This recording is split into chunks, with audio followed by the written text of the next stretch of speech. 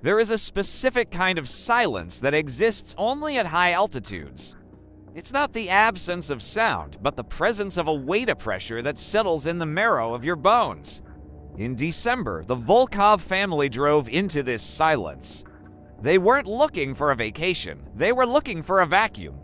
A place where the digital noise of the world couldn't find them. Viktor Volkov spent his life building walls out of code, but code is a porous thing. He knew better than anyone that in the 21st century, privacy isn't a right, it's a temporary malfunction. They chose the Eiger Silence for its zero-signal promise. Lead-lined walls, acoustic dampening, a sanctuary for the paranoid, or a perfect container for a vanishing act. Elena could feel the rooms above them. She called the hotel thin-walled, not because of the construction, but because of the spiritual friction. The sense that only a few inches of plaster separated her from a dozen strangers' nightmares. Mila was the only one who saw the world in ink and chemical. She didn't trust the digital eye. She wanted her memories on paper, where they couldn't be hacked, deleted, or overwritten. The silence policy was absolute. No phones in common areas. No raised voices. The hotel didn't just sell luxury. It sold the illusion of being unindexed. Room 404 was waiting for them. At 1912, they reached the 4th floor. The air here was colder, smelling of ozone and old wax. 12 people were behind the surrounding doors. 12 witnesses who would later claim they heard nothing. Viktor didn't look at the camera to seek help. He looked at it the way a man looks at a tombstone. He knew the digital threat hadn't just followed them, it had arrived early to welcome them home. The door closed, and for the Volkov family, the world simply stopped. Investigation is a post-mortem of memory. To understand the disappearance, the police turned to the 12 souls who slept within 30 feet of the void. 12 witnesses, separated by mere inches of plaster and a lifetime of secrets. The man in 402 was the first to speak. He didn't talk of screams or struggles. He spoke of music. A cello, he said, weeping through the vents. A low, mournful Bach suite that seemed to vibrate the very frame of his bed. He described the sound as thick, almost liquid. It didn't sound like a recording. It sounded like Elena Volkov was standing at the foot of his bed, her bow scraping against strings made of human hair. But then came the testimony from 403, directly opposite. She didn't hear a cello. She heard the sound of a vacuum. Not a machine, but a physical pressurized absence of air, a silence so heavy it made her ears bleed. She swore that if a pin had dropped in 404, she would have heard it, but the room was a tomb. While her neighbor wept to a phantom concerto, she sat in a pocket of reality where sound itself had been confiscated. This is the dissonance of the Eiger Silence. Space and time began to fray at the edges of room 404. Information was no longer consistent. The hotel was becoming a fragmented hard drive, storing different versions of the same night. Then, at precisely 3:14 a.m., the anomaly moved from the sensory to the systemic. Every digital heartbeat on the 4th floor stopped. Not a power outage, but a synchronization. 12 watches, 12 phones. Even the internal chips in the smart locks. Everything that measured the passage of time was wiped clean. As if the universe had decided that, for the inhabitants of this floor, history had ended. The guest in 405 said it felt like a system restore. He felt a cold snap in the air, a momentary loss of gravity, and then the reset. When he looked at his phone, the date wasn't just wrong. The OS was factory fresh. The witnesses agree on only one thing. In that moment of the Great Reset, the cardboard walls of the hotel didn't feel like wood or stone anymore. They felt like skin, warm, vibrating, and terrifyingly thin. 12 people watched the clocks hit zero. And in that hollowed-out second, the Volkovs didn't just leave. They were processed. For 48 hours, room 404 became a sovereign state of silence. The world outside continued its mechanical rotation, but at this threshold, time seemed to coagulate. A thick, invisible barrier had been drawn across the doorway.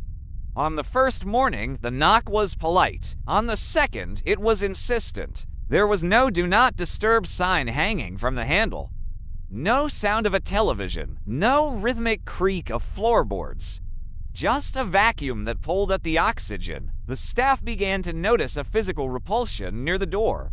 A static charge that raised the hair on their arms. It wasn't a smell of decay, but the scent of ozone, the sharp, metallic tang that lingers after a lightning strike or a hard drive failure. When the breach finally came, it wasn't a burst of violence.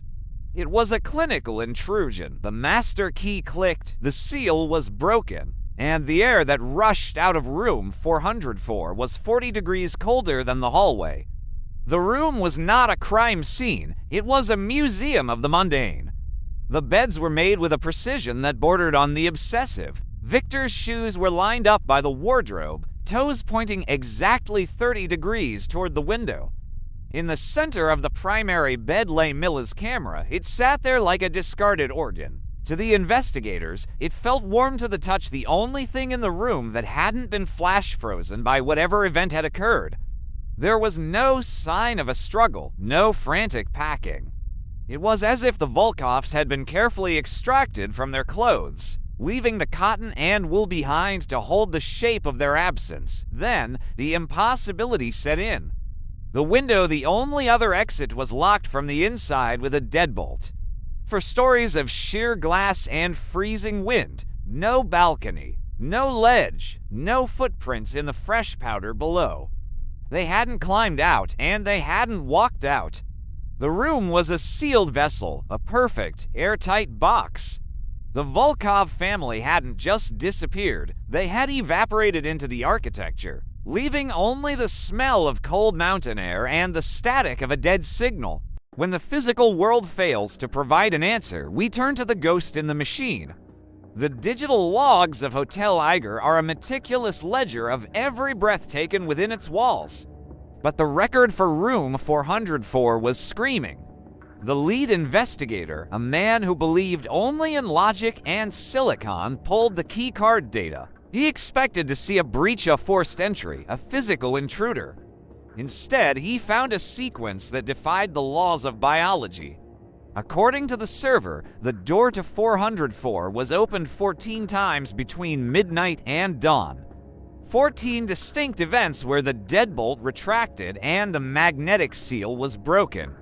But the camera ... the camera saw a different reality. There is a specific kind of horror in watching a machine struggle to lie. We see the door swing wide. We see the shadows in the hallway shift to accommodate a weight that isn't there. No footsteps, no rustle of fabric, just the cold, mechanical yawn of an entrance. Each time the door opened, the temperature in the hallway dropped by 3 degrees. The sensors recorded a change in air pressure, a displacement of volume, as if something large, something invisible and incredibly dense, was stepping out and then back in. By the fourth opening, the digital ghost began to leave artifacts. The investigators didn't see a person, but they saw the absence of background noise. A visual tear in the film, a smudge of pixels that seemed to eat the light around it. The chiller wasn't just the frequency, it was the identity. The logs showed the door was being opened from the inside using Viktor's own keycard. But at that exact moment, the room's internal motion sensors showed the family were all in their beds, perfectly still. Who or what was Viktor letting into the room? Or more importantly, what was he trying to let out? The witnesses in the neighboring rooms spoke of the vibrations. On the tape, you can almost hear the air being sucked into the void. The 14th time the door opened, it didn't close. The log ends there. The system crashed. The digital ghost had finally finished its work, and the hallway was left to stare into a room that was now, quite literally, empty. The logs say they are there. The eyes say they are gone. In the gap between the two lies the secret of room 404. In the sterile light of the police lab, Mila's camera was dissected. 10 shots remained in the cartridge.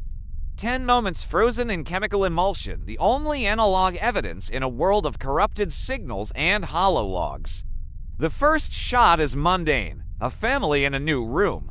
Viktor looks tired, Elena is adjusting a curtain, and Mila's shadow is visible in the reflection. They look solid, they look real. By the third frame, the physics of the image begin to tilt. It's subtle, a slight softening of the features. Viktor's eyes aren't quite aligned. It's not a blur of motion, it's a blur of identity. As if his face is struggling to hold its shape. The fifth photo is where the dread takes root. Elena is sitting on the edge of the duvet, but her hands are composed of sharp, geometric blocks, digital noise manifesting in a chemical medium, a glitch in the flesh. In photo 6, the room remains pristine, but the Volkovs are losing resolution. They are becoming low-bitrate versions of themselves. The investigators described it as watching someone being erased by a sandstorm of data. There is no medical explanation for how a human being pixelates. It suggests that we are not made of atoms, but of information, and that something in room 404 was downsampling the Volkov family, reducing them to their simplest components. The 8th photo is a nightmare of geometry. Viktor is no longer a man. He is a collection of dark, jagged polygons. Mila's camera captured a process that shouldn't exist, the systematic deconstruction of biological matter into binary code. The 9th shot shows the room as it was found perfectly still, but in the center, there is a tear. A jagged, chromatic aberration that looks like a wound in the world. The camera didn't see people, it saw the hole they left behind. Then, there was the 10th photo. The final click of Mila's shutter, it was completely black. Not an underexposure, but a total absence. As if, by the end of the night, there was nothing left in room 404 for the light to bounce off of. They weren't just gone, they were finished. The download was complete. If the eyes and the cameras had been deceived, the investigators hoped the ears would be more honest. They brought in acoustic engineers men who spend their lives mapping the invisible architecture of sound to listen to the bones of room 404. What they found was a physical impossibility. Soundproofing is meant to reflect or absorb energy, but room 404 was doing something else. It was hungry. It didn't just block sound. It inhaled it, a localized acoustic black hole where vibration went to die. They call the walls in these Alpine hotels cardboard because they are thin enough to share a neighbor's breath. But when the expert pressed his palm against the partition separating 404 from 405, he didn't feel plaster or laugh, he felt a rhythm. The guest in 405 hadn't slept. He told the police that the silence wasn't quiet, it was heavy. He couldn't hear the Volkovs, but he could feel them. He described a low-frequency thrum that bypassed his ears and vibrated in his rib cage. It was a cadence, 60 beats per minute. A steady, biological thump-thump that seemed to emanate from the very atoms of the wall. He put his ear to the wallpaper and didn't hear a family talking. He heard a single, massive heart beating for the entire room. The engineers ran a frequency sweep. The results were chilling. The heartbeat wasn't human. It was a synthesized mimicry, a 60 hertz tuned to the exact frequency of a resting human heart, designed to keep guests in a state of hypnotic trance. This is the creep factor the reports bury. While the world thought the Volkovs were missing, the building itself was acting as their surrogate. The room was breathing for them. The walls were sweating a cold, salty moisture that shouldn't exist in a dry mountain climate. The expert removed his headphones and refused to go back in. He said the room felt occupied by a presence that had replaced the air. He felt that if he stayed, his own pulse would eventually sync with the wall, and he would be assimilated. The cardboard walls weren't a flaw in the hotel's design.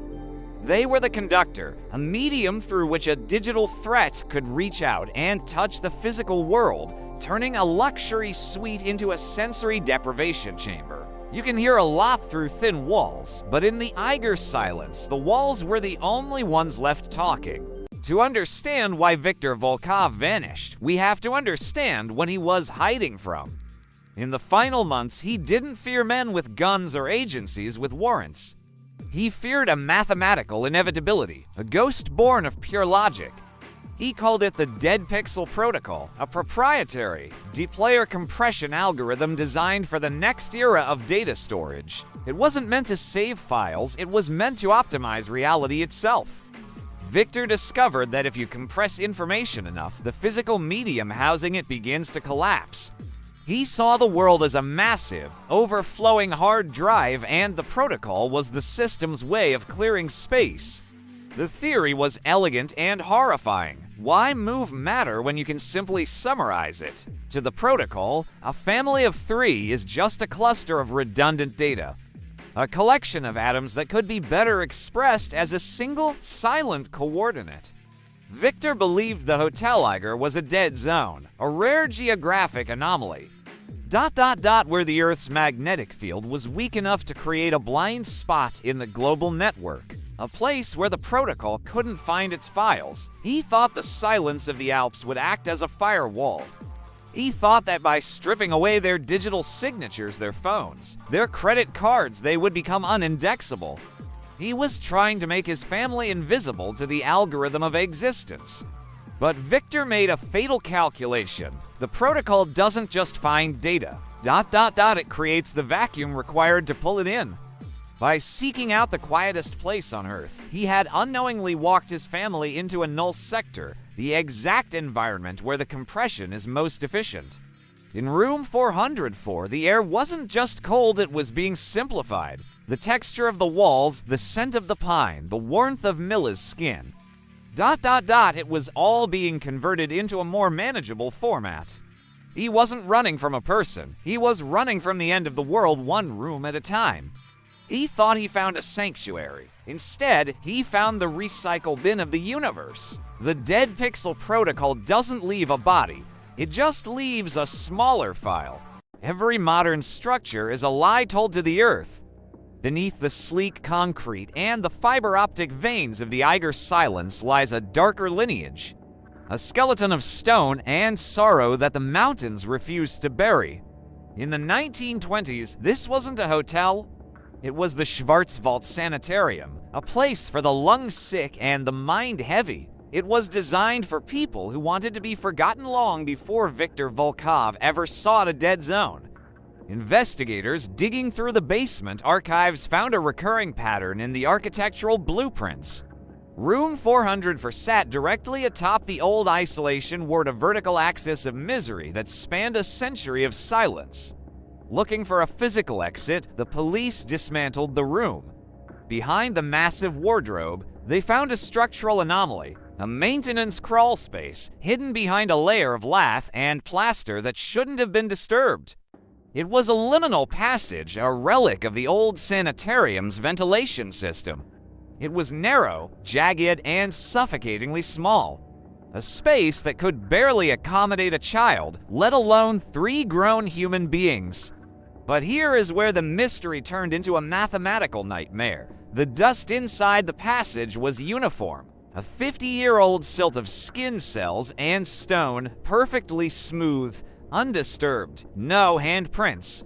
No drag marks. No sign of life. If the Volkovs had used this secret door, they would have left a wake in the dust. But the archive of the air was pristine. This wasn't a path taken. It was a path that had been ignored by time itself. The secret door theory, the last hope of the rational mind, collapsed. You cannot pass through a space without changing it. Unless, of course, you are no longer composed of matter. The basement archive proved that room 404 had always been a trap. The modern hotel was just a new skin on an old mouth. A mouth that had been waiting for a family to become quiet enough to swallow. They didn't find a way out. They found that there was never a way in. We search for blood because blood is a mess we can understand. We search for broken glass because it implies a struggle. But in the age of the algorithm, the most violent thing a human being can do is stop being data.